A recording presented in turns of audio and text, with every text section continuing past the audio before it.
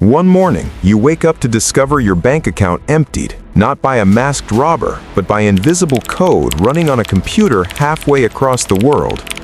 Between 2013 and 2016, one of the most sophisticated cybercrime groups in history stole nearly $1 billion from banks worldwide without firing a single shot.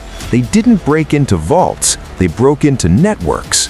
No guns, no masks, no getaway cars. Just phishing emails, patience, and genius-level hacking.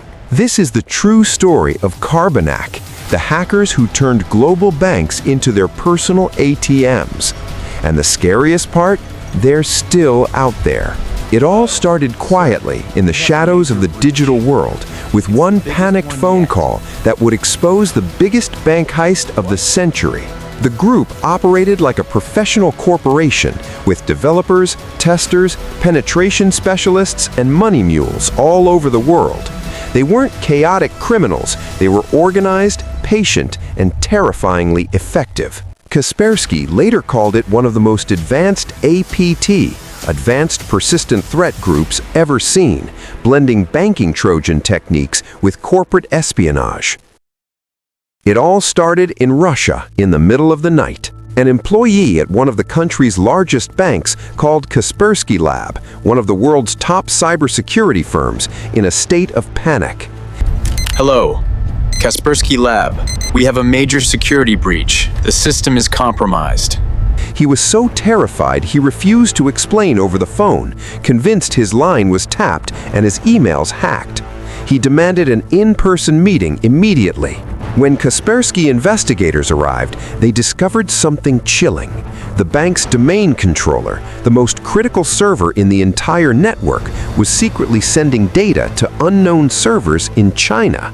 If you control the domain controller, you control everything: employee accounts, customer data, and most importantly, money transfers. Kaspersky launched a full investigation. At first, nothing seemed out of place, but they noticed something odd. Several computers had remote access software, VNC, installed, software the bank never authorized. To test a theory, one expert opened a blank Word document and typed, "Hello." Then he waited. Minutes later, the computer typed back on its own, "Hello, you won't catch us." The hackers were watching, live. Kaspersky went deeper. They traced the infection to a simple email, a spear phishing attack. A bank employee received a message that looked legitimate from a supposed customer or colleague. Attached was a malicious Word document. The moment it was opened, Carbanak malware installed itself and created a backdoor. From there, the hackers spread across the network like a virus. They used the infected machines to find the administrator's computer. Then came the clever part. They overloaded it with background processes to make it slow, hoping someone would call IT support. When IT arrived and logged in with admin credentials to fix it, the hackers captured everything with a keylogger. Now they had full admin access. For months, they watched silently. They studied how employees worked, learned banking protocols, memorized routines. They became ghost employees. Then the robbery began. They impersonated high-ranking bank officials and sent massive transfers via SWIFT, the global banking network, to their own accounts. They used internal payment systems to send money to mule accounts in China and the US, which were quickly emptied. They remotely controlled ATMs in remote locations and made them dispense cash at specific times, collected by money mules.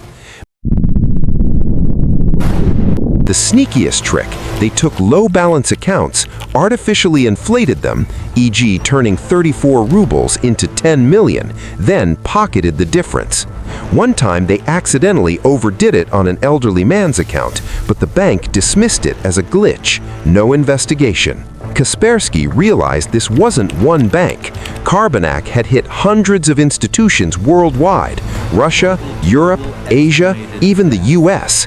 Total estimated theft, over $1 billion. A global task force formed, JCAT, with Kaspersky, Europol, FBI, Interpol, and national agencies. They hunted for years. A breakthrough came from a tiny coding mistake that let them ping the hacker's command server. After scanning millions of IP addresses, they found it, hosted in the Netherlands, raided. The server logs revealed the full scale. Then, in 2016, two inexperienced money mules in Taiwan panicked when a customer approached an ATM they were emptying. They fled, leaving $60,000 behind. Taiwanese police moved fast, reviewed CCTV, traced suspects, and arrested 3 members, including a key operative. That cracked the network. In 2018, Spanish police investigating money laundering caught the alleged leader, a Ukrainian known as Dennis K.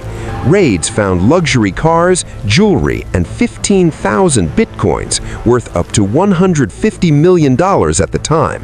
He was sentenced to years in prison. But the full $1 billion, most of it vanished.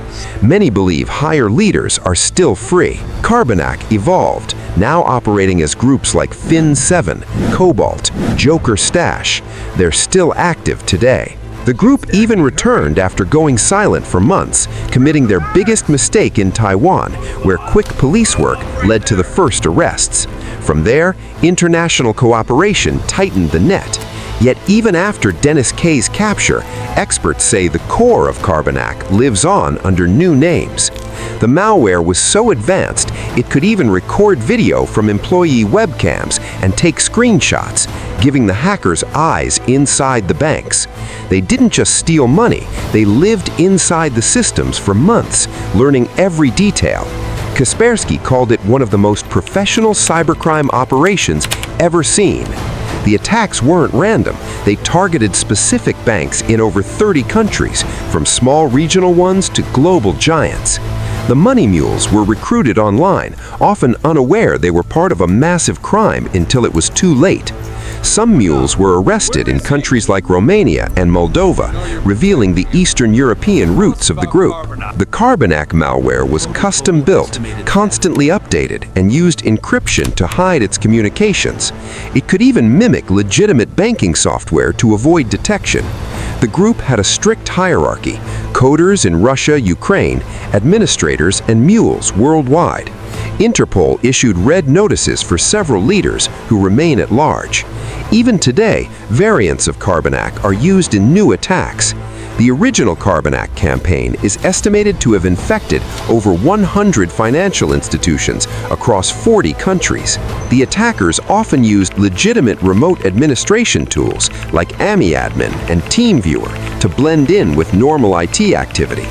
Once inside, they would map the network for weeks, identifying high-value targets like SWIFT operators or treasury departments.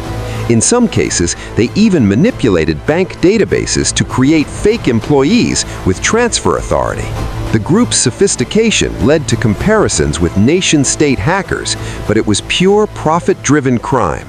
Carbanak wasn't just a hack, it was the blueprint for modern cyber bank robbery. Silent, global, and devastating. $1 billion stolen, banks humiliated, and the world woke up to a new kind of threat.